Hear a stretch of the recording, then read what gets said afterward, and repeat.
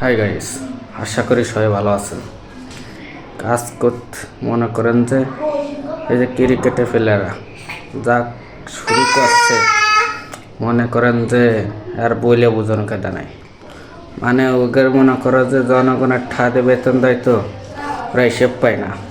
মানুষে কিভাবে কিভাবে করতে হয় সেগুলো বোঝে না। ওরা আজ পর্যন্ত একটা কাপ আনতে পারে নাই, এটা তো বিশ্বাস কথা। আজ পর্যন্ত একটা কাপ আনতে পারে নাই, কিছু আনতে পারে নাই। তাই তুই এই শোধন তার দুধ বাছুরের একটা প্লেয়ার,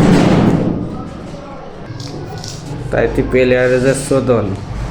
আর মনে করেন যে বড় আকারে যদি প্লেয়ার হতো, তামিম, সাকিব, মাহমুদুল্লাহ, মুশফিক, মাশরাফি, মর্তজা এগুলোর মতো প্লেয়ার যদি হতো, তাহলে মনে হয় বাংলাদেশ সুরা নিয়ে নিত পুরোটাই।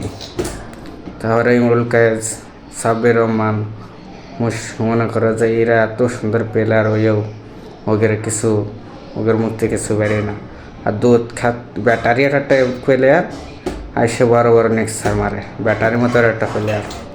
হায় রে ব্যাটারি প্লেয়ার, সময় হলে ঠিকই ঠিক করবে না, কত দানে কত সাইড যায়।